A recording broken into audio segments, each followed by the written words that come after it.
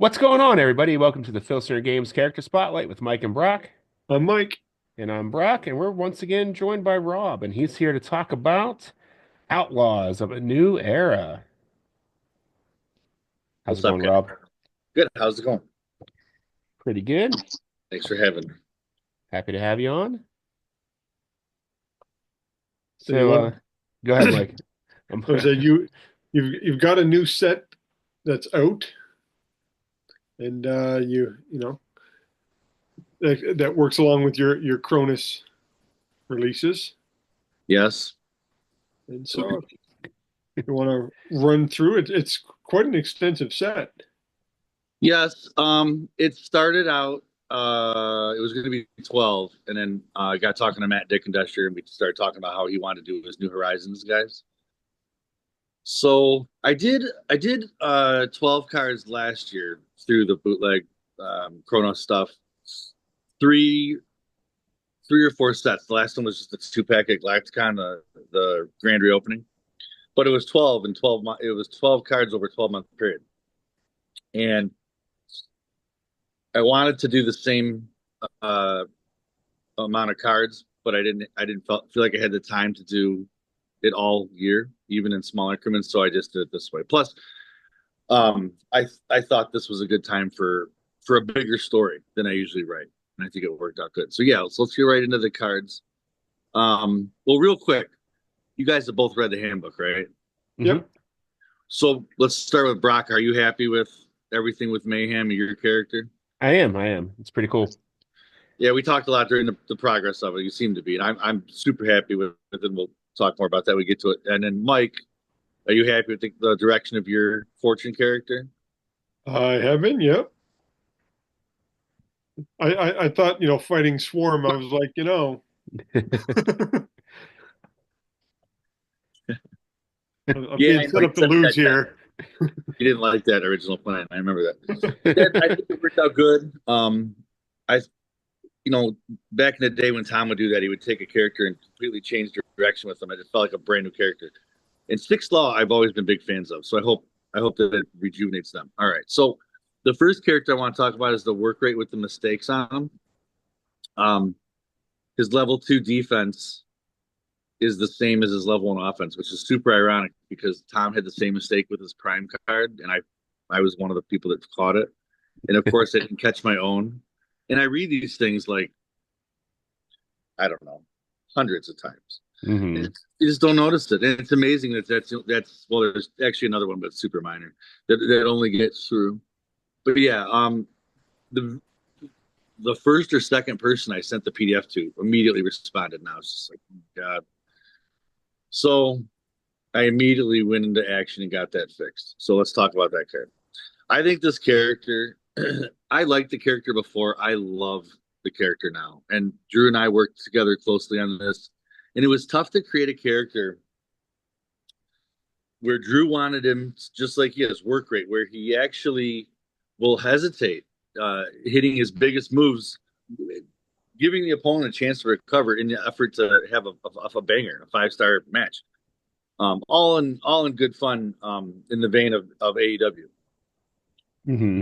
Uh, so I took it a little farther and made it like a little psychotic, like a serial killer obsession. That he stalks his opponents and he keeps the clippings and all that kind of came together later. And I just think it's a super cool character, and I love the way it plays with the asterisks that he can miss 50-50. So then bring in Blur, the next guy, his tag team partner. These guys used to feud for years, even before they showed up in FTR.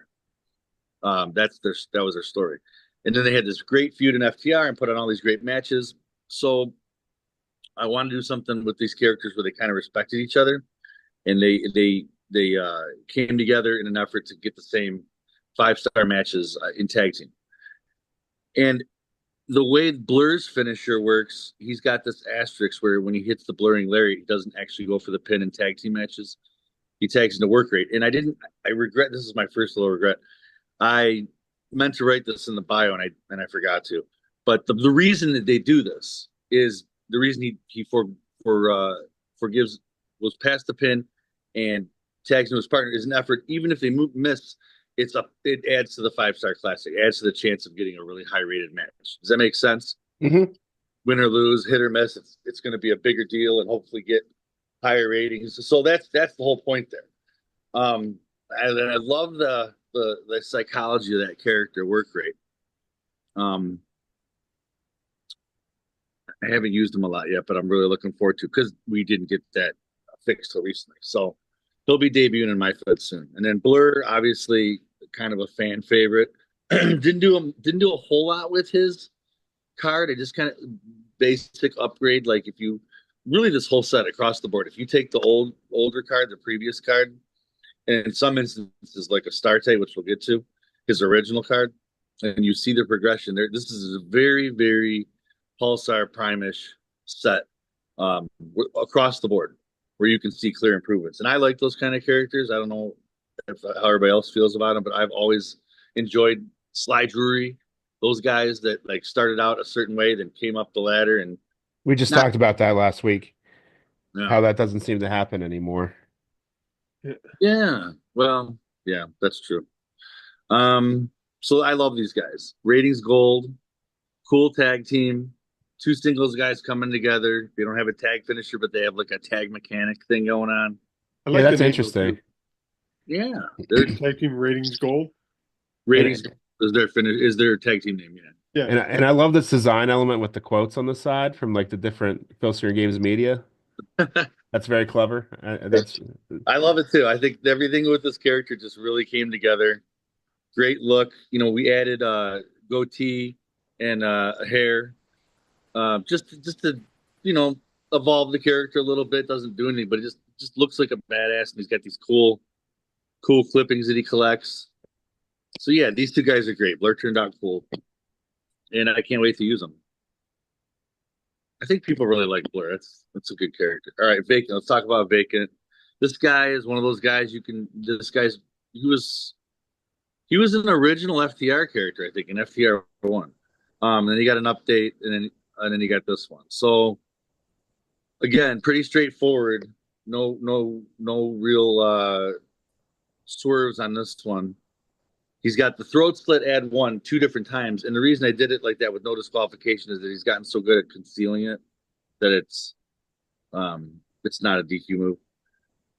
so And is then that like the sorry, is that like Cannibal's throat slit?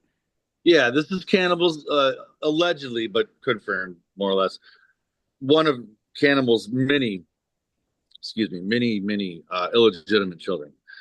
And yeah, jungle love. So he has grown up, so to speak, and this was his destiny. He can't escape this, what he's become, which is this sadistic, hardcore wrestler, just like his father did. And he started out much not like Renegade necessarily, but that real jungle type wrestler, like the Neptunian guys. But the plan was always the end game to get to this point. And I think he's a particular character. Now that I know he's Renegade's son, I'm looking at the move set, and it's Yeah. A lot of the same. Yeah, it's pretty obvious. And that was one of my original characters with FTR. First or second set, I forget, but yeah, he's come full circle now, and it's cool. He feuds with Sectarian the Barbarian, natural feud, and it's booked like it's just two wild animals coming across each other, and just the instincts kick in, they just go at it. And I even teased in the book that they will become a tag team one day, and then that shit's on, because these two guys are as hardcore as it gets, and they're very good. They're not the dopey types. Some hardcore guys have a real simplicity about them. This is a deeper character. All right, let's move on. Let's move on to Splash, another one of Drew Harmon's original characters. Really special character. As you guys know, this was originally created after a family member of his. And I think it's a really great drawing, if you know the original story, because here he is sitting in a throne, doing his thing, looking great up on top. So, and it's a great character, great story with the whole Citadel tie-in and coming into the whole set is the whole entire set across the board, as I'm sure you can read, is about taking these guys off, not only off their perches, but out of the territory. I'm trying to get the Fed to a smaller roster size, more manageable, and in a new direction that's completely different from even the Chrono stuff, completely away from all time stuff. And he's one of the guys that kind of represents that. So he's got this feud with Prodigy that he's probably going to win, and Prodigy will get, be gone from the territory, and this guy will be the new, high flyer, king of the cruiserweights. So he's got a very straightforward card, no mechanic on him, +2 finisher. Really, I want to say like top of the mid card as you can get. Yeah. Intercontinental level, Mm-hmm. and just fantastic art. Like I told you when I first saw the set, I'm like, this is my favorite drawing out of the set. Yeah, you're not the only one. It might be I mine just like too. it. The Bobby Heenan jacket. Yeah. Just yeah, great art. I mean, it really, he's just sitting there confident, and it gets across the point of the character. This is great, and it's unique. You don't see a lot of guys sitting down. Mm-hmm. I like the full body shots. Yeah, and it's amazing how that was a real person. So for that to look like that, and it looks like the guy is, Werner's an amazing artist. Mm-hmm. For sure. So Especially Splash, capturing likenesses. yeah, I mean it's beautiful. Splash and Work Rate both Drew Harmon creations originally, and then Blur was mine and Vacant was mine. I just want to make sure I give credit as we go along. Mastrosity, Mass, another original FTR character, dear to my heart.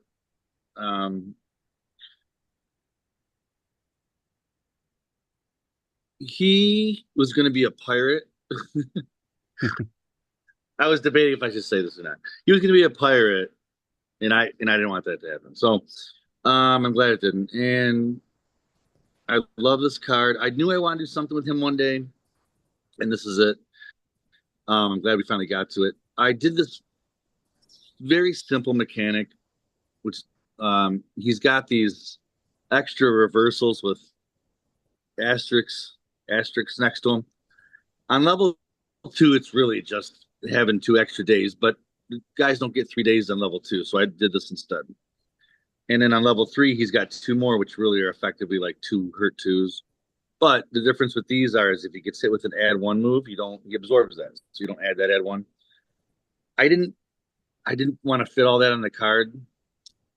Hopefully it makes sense for everybody when they play it. It's a cool character. He's really just a big punching bag for Xenolith. He'll pull out a victory here and there. It'll be interesting see how this card plays. I haven't used it much. I haven't used any of these guys much yet because I've been so busy and was waiting for that work rate card. And I want other people to get everything before I start posting stuff. And I also don't have time to post anything. And I'm thinking about maybe just playing and not posting my results all the time because I feel like that holds me back. But anyway, you guys like this Mastrosity? You like the evolution of this character? Mm-hmm. It's very interesting. The new look is pretty cool too. Yeah, I'm unfamiliar with the first one because I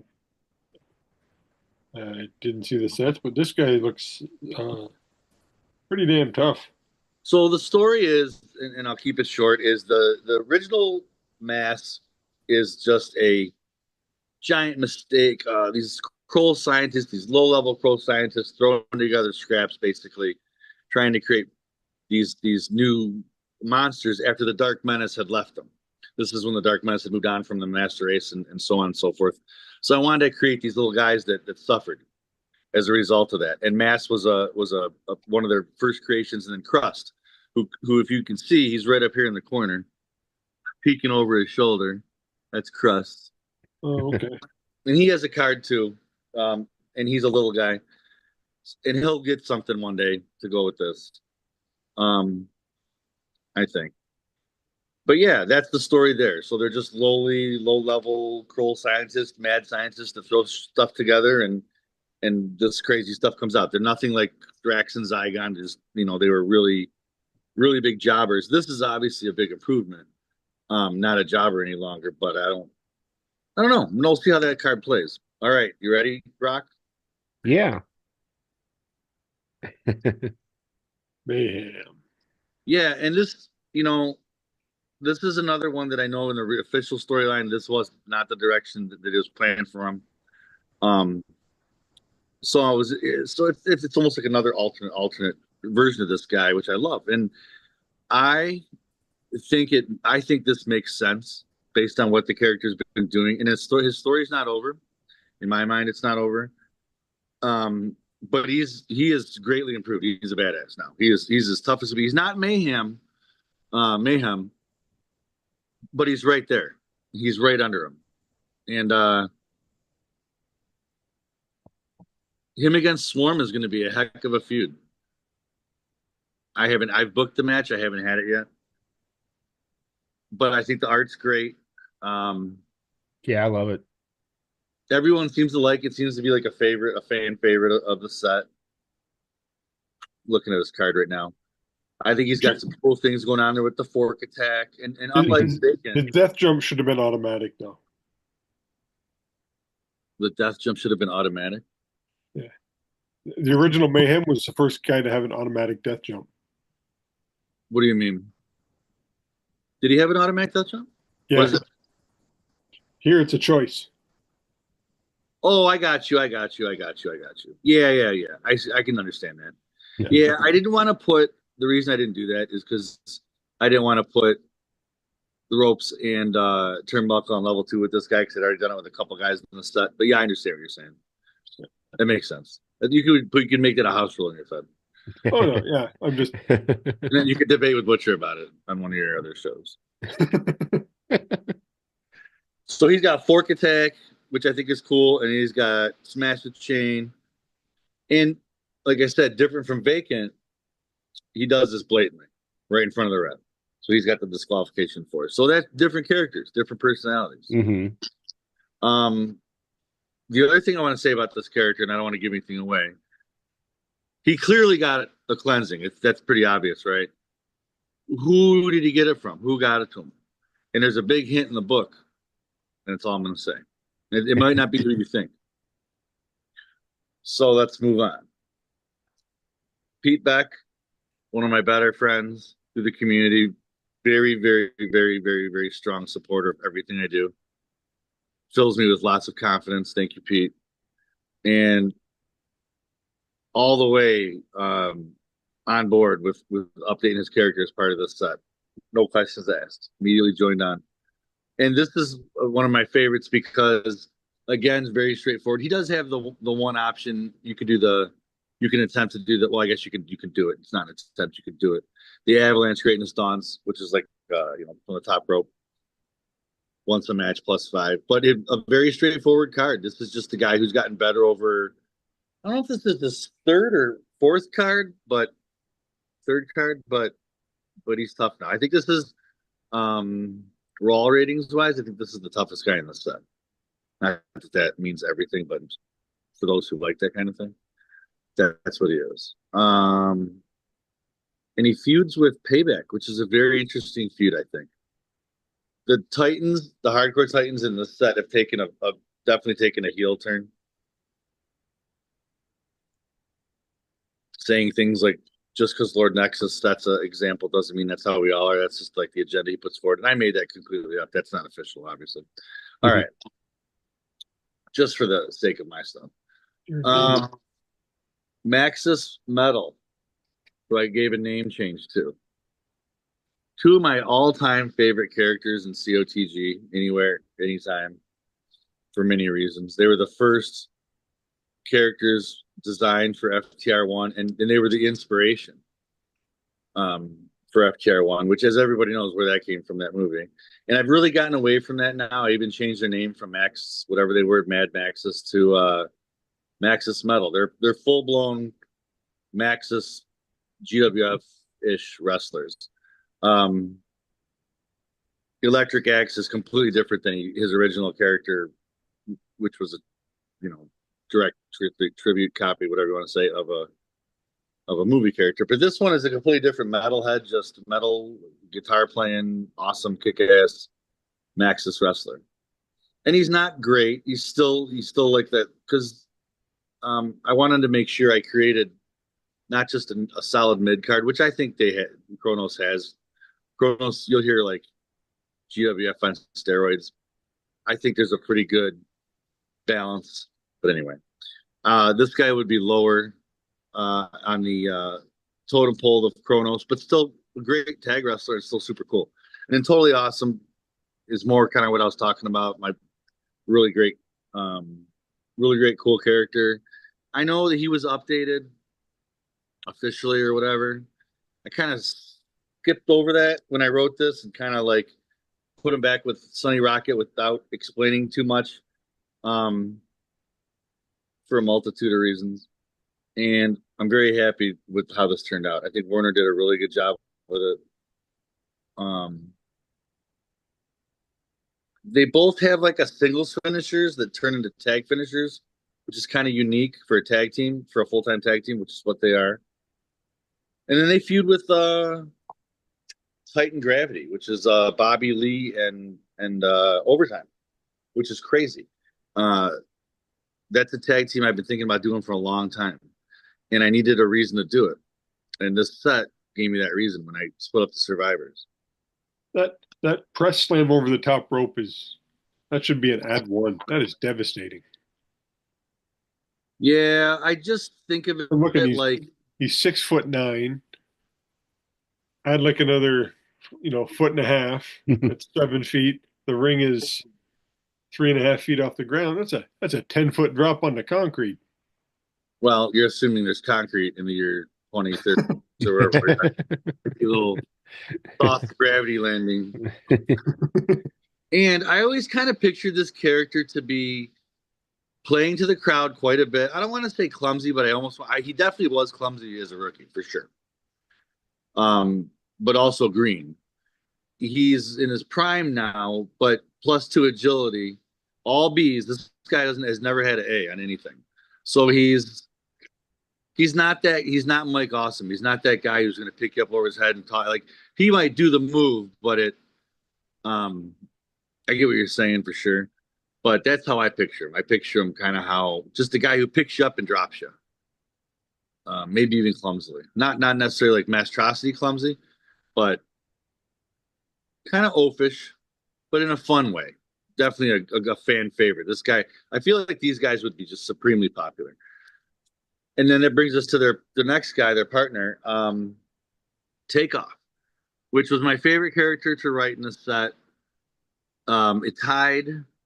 It ties everything together with where FTR ended or whatever, died or whatever, or left off, and where we picked up with this set. And I think and I've gotten pretty good feedback on it, so I think it's true. I think it bridged and put a final explanation in place for that, where it ended and where this begins. And I got everyone's characters who I used in the set. Pete's, yours, Drew's, Matt's. I obviously got permission, talked well ahead of time. I didn't even put other people's characters. Like, I took, like, Todd wanted me to put Arctic Empire in the story, so I did.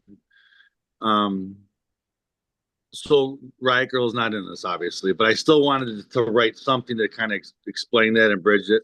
And I'm very satisfied. And I think this character turned out great. And I think it's an example of the kind of the way things went down with FTR. I like the finish where it misses on a 1 or a 6. Yeah, he's I wanted to get the point across that this is not I got to win the match type of guy. This is the guy who goes out there and is just trying to hurt people. He doesn't think about himself at all. This guy is like Sonny Rocket's like guardian angel. Anytime Sonny Rocket, which the Sonny Rocket character, again, this is kind of what I talked about earlier about how these characters become almost like brand new based on how you write new stories for him. And this Sonny Rock character is invigorated. This was a key character in everything I had written previously with FTR for many years, many sets, screw job, all that stuff. And the whole murder mystery, he was in the center of all that stuff.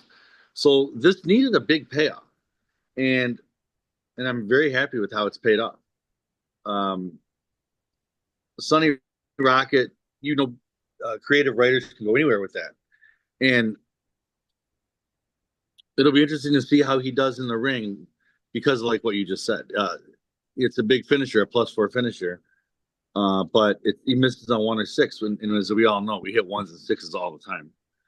Mm-hmm. So him against Screwjob, who's one of my favorite characters ever. Again, extremely biased, but nonetheless. Again, and the reason being is these characters are the result of years of writing, and not only writing, but planning and thinking and taking notes. Like when Mike and I originally came up with the whole FTR murder mystery story, when it was going to go to Centra, and we never did that officially, but that was the plan. It was going to come through Kronos, and it was going to do all these things.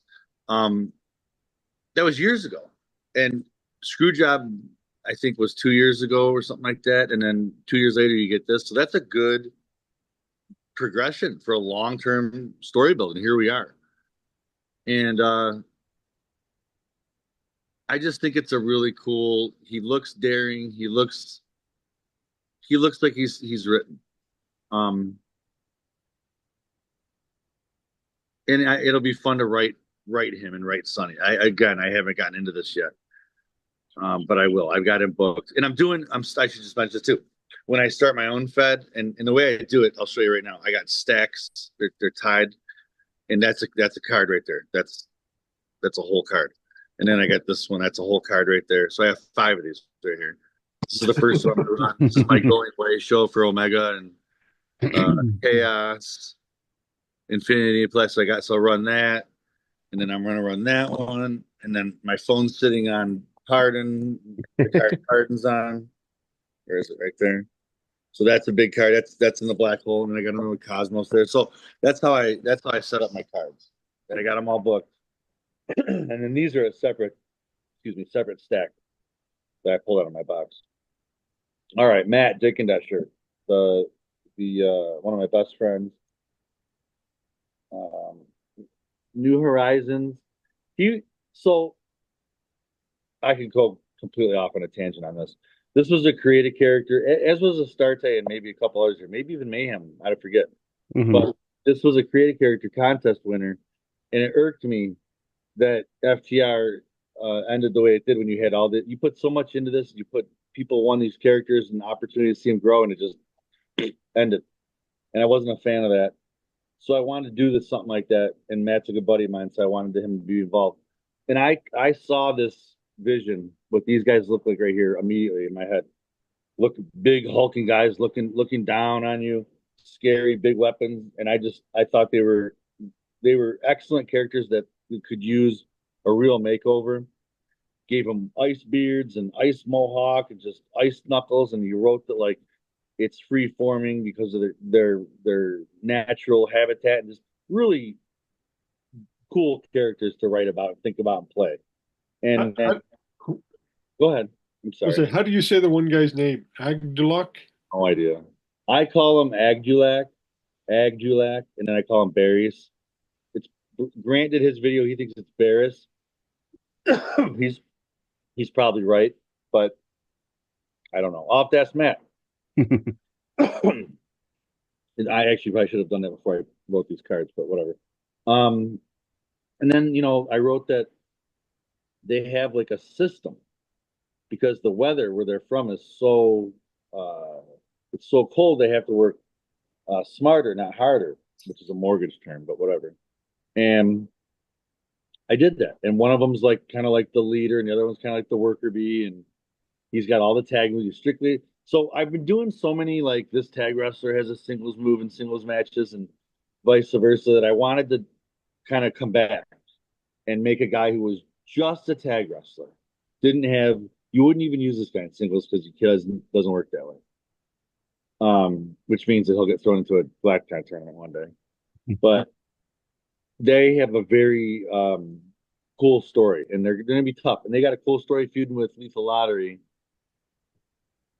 who are two other guys who attack and use weapons. So you're going to have to book those guys in a lot of hardcore matches. All right, almost done here. Two more. Stallion. Um, Troy say doesn't like the art. I know it's unique. I think it's cool. I did something unique with him the first time, where it was just like this top part, but it was his back. So I wanted to continue with that theme. And I paired him with Witch. I did that in my own Fed and really liked it.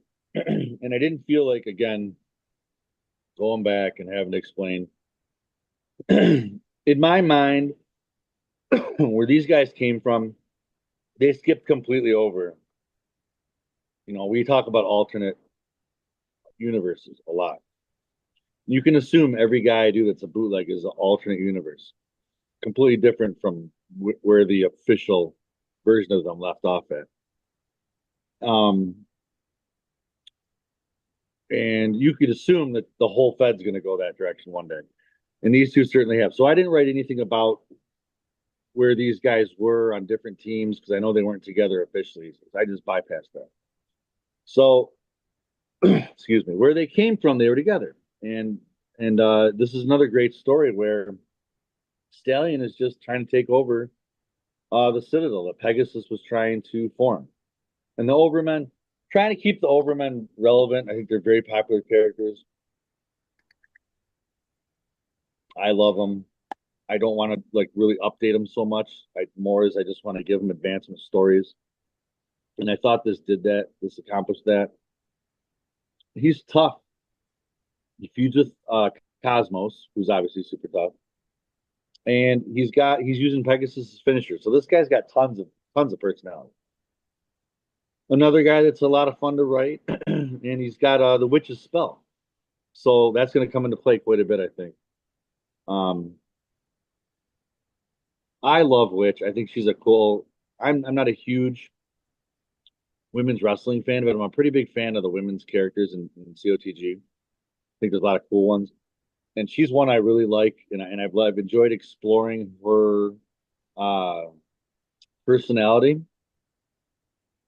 And I think this is another example of how you take a character, you do something new direction with them, something a little bit different, and really breathes. Not that she needed anything new life breathed into her, because she's an amazing character.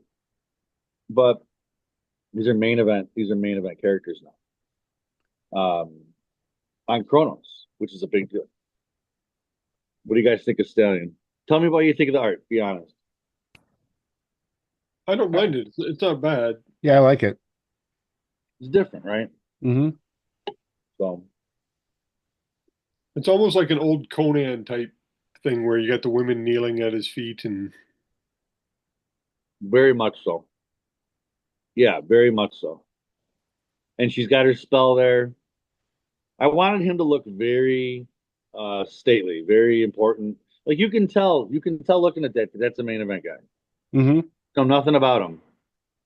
You'd expect him to win a match. You expect him to do good in a match. So that brings us to the final guy, Pardon. what? My favorite art of the set. I just think it looks. Pardon? What? No. Pardon.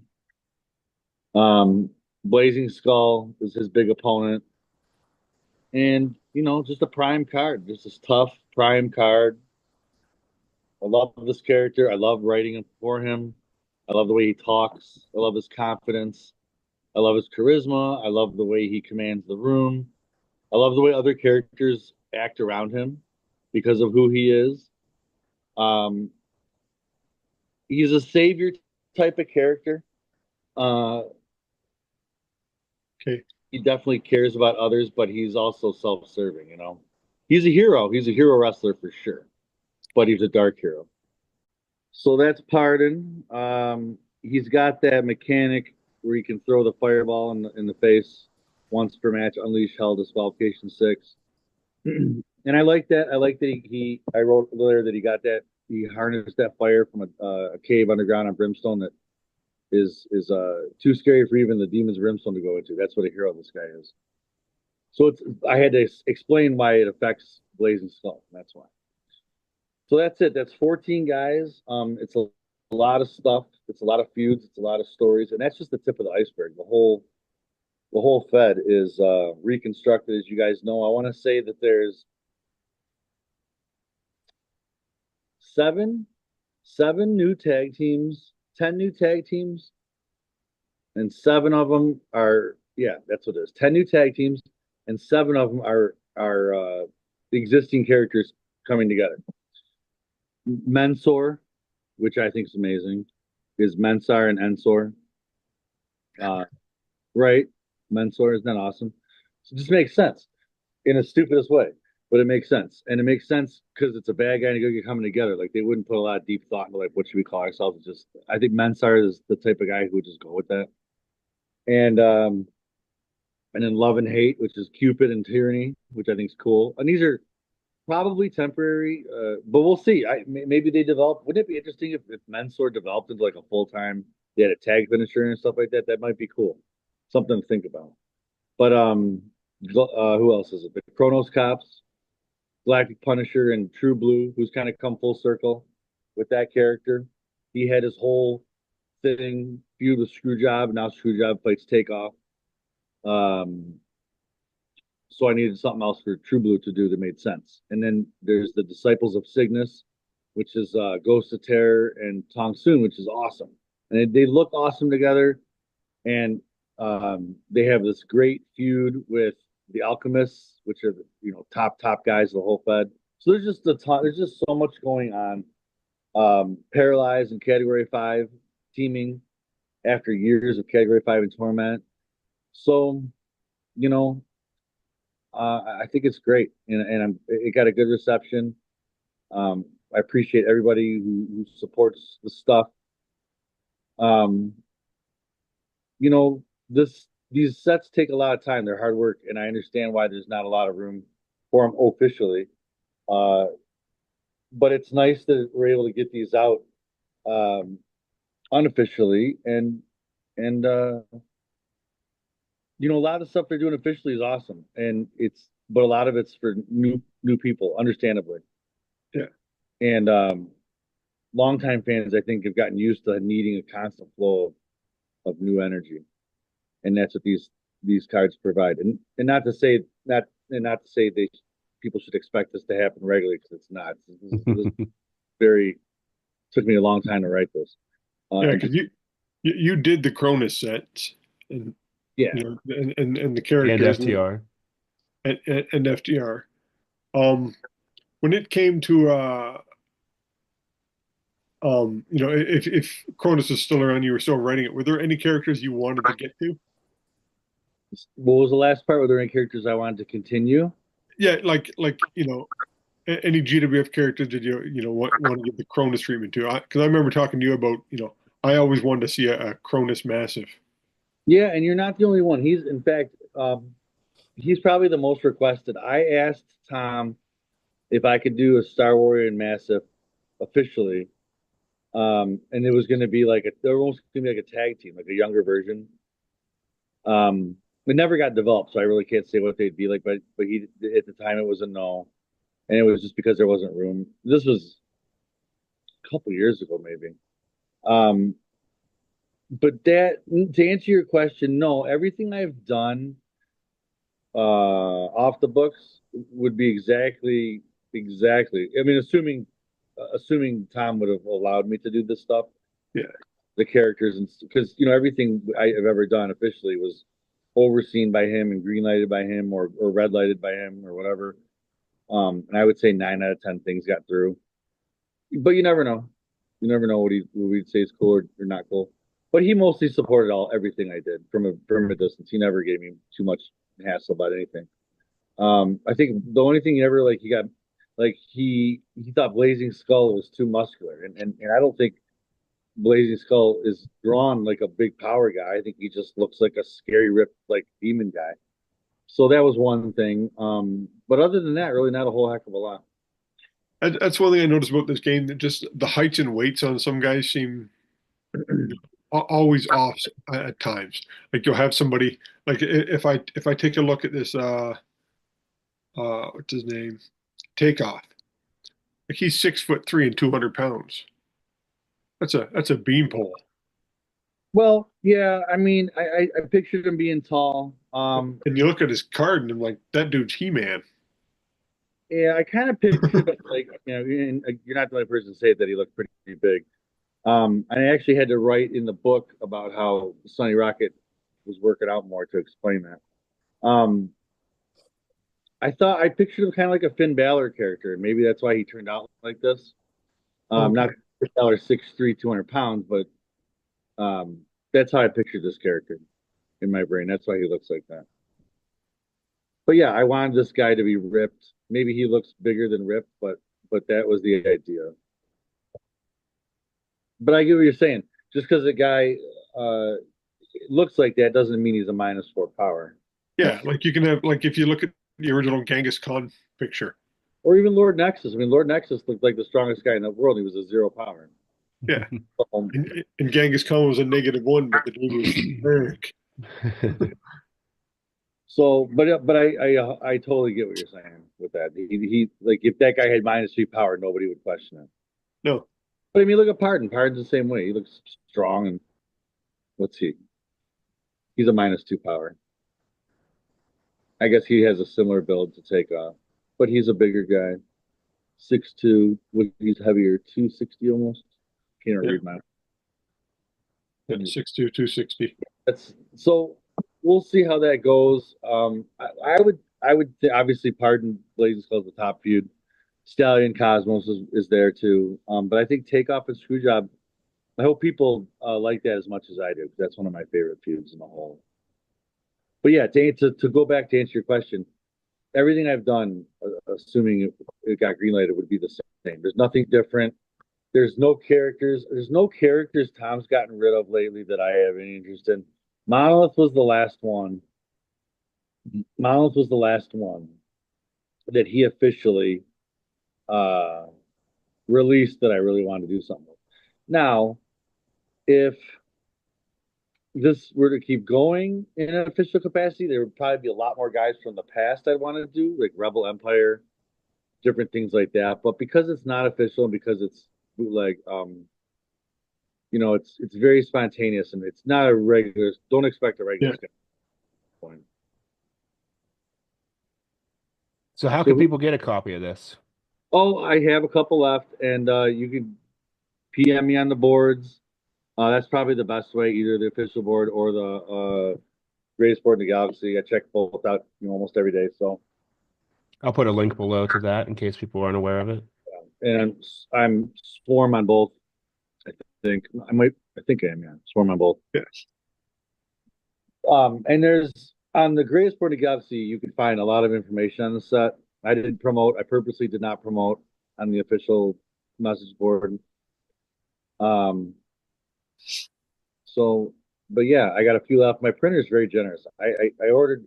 I've already gotten rid of what I thought I ordered. I have more left, so they must have sent me extra copies. Which is not a whole lot, but I've been very busy since it's dropped. It's cool. So I go to the post office first thing in the morning, and my little guy, Brandon, he goes with me, and he gets excited because whenever we go to the post office, I take him to Tim Hortons, he gets to get a donut. So eating a lot of donuts lately. Everything's better with a donut. Yeah, he just gets one. They love him. They know him now there, and so he's VIP. So, do you guys have any questions about anything in the set or anything else on the cards? No, I thought it was a good set. Like I said, I told you to hold on to mine until I see you at the Galacticon, so I've been using your PDF files you sent me. Yeah, I think it's great. Do we know where GlackCon's going to be? I don't know. I didn't make it to the perennial a couple weeks ago. Either. I We'll don't- see. I don't know, man. We'll see about that Galacticon thing. If not, I'll figure out a way to get to Yeah. Pigeon or something. Might have to. Yeah, the shipping costs are out of control. I so this is hilarious. I had a guy, I won't say who it was, but it was out of the United States, ordered a set, and I asked for $5 extra for shipping, and then I go to ship it, it was $20. $20 to ship it. I was like, all right. So I did, but that was an error on my part. Yeah, that's why I knew the shipping costs are a little extensive. So I'm like, okay, I don't need you doing that extra. So I, I figure I'll see you at some point or Yeah, we'll see each other eventually, every few years. So yeah, hopefully it gives people a lot to play with. Um, I love Chronos. I've gotten a lot of playing time out of it. I did the whole Battle Lines thing for years, which was intended to be that way. I wanted that to be long and drawn out and really emphasize, the toll war takes on the Fed. And then we transitioned into Return to Civilization, which is the second official Chrono set with Mentor and all those guys, Mayday, who are still very key characters in the current storyline. And then that was it. And then we went to Resentment with Hades. Um, and it's been, I think, it's been all cylinders fired since. It's progressed naturally, evolutionary, uh, into Retribution with the Defenders of the Realm, and then Regeneration with the Alchemists, which I really enjoyed creating those guys. Uh, and then the grand reopening, which the whole time I was doing all that stuff, the portal was closed to the grand reopening with the two characters, Big Superstar and Galactic Giant, who again I just have tons of fun with these characters. And then this, and I always knew that eventually, and I'm talking about when I originally wrote these characters, that Pardon and Stallion and Vacant and Sunny Rocket and all these guys that were my reserves would one day end up on Chronos because they weren't going to end up in the GWF, right? So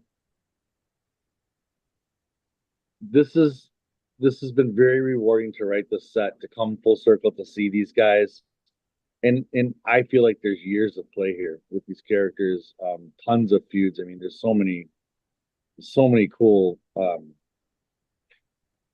matchups, and just in a you could just take two cards and just put them together. But on top of that, to be able to write a story for them, there's just so many different crossovers. So I'm looking forward to playing with it. I don't get to play as much as I used to. Um, so every card counts. So when I get the playing here, like I was kind of showing you my stacks earlier, I'm going right straight forward with the main feuds. I'm not like a couple of them I'm building up to. Like I got Stallion going against Uranus in his debut instead of going against Cosmos. But most of them, like I have Blazing Skull and Pardon going at it the first match, stuff like that. Mayhem is going right after Swarm. So I want to see how these things play out, and they'll fight. These feuds are going to play out for a long time in my bed, and I hope other people have just as much fun with it. It seems like I'm getting a pretty good reaction from it, online, and the feedback I get personally. So it's nice to do stuff. It's nice to write stuff that you really, really want to play yourself, which is what I do, and then other people enjoy it too, which is a complete bonus. no. And like I said, if you're selling out, that's always a bonus. Hmm. Yeah, and eventually they will be sold out, but I got a few left now, and if you want a copy, PM me and we'll work something out. Excellent. Hey, we should put a bow on this and wrap it up. Thanks, Rob, for hanging out. Always a pleasure to talk to you. Thanks for having me. Thanks for giving me the opportunity to talk about this set. Always, always. While you're here, if you haven't done so, please click that subscribe button down below. If you enjoyed the video, give it a thumbs up. Scroll on down to the description where you'll find all of our friends who make Filsinger Games related content, including the official Filsinger Games podcast, Roll Up, the Legends team's Uncharted Territory, Dizzy Dice from Lee Longpree, solo promoter from Grant Pachoco. Grant is also here on YouTube, along with Brad Plays 81, Dave Little's Heartland Championship Wrestling, Bucky749. And after further review, I am on Twitch. I plan to relaunch my bootleg fed here in March. I'm going to do a soft reboot on that, so pay attention for that detail to come. And yeah, that's all we have for this time, everybody. We'll see you next time. Night, everyone. See ya. Later.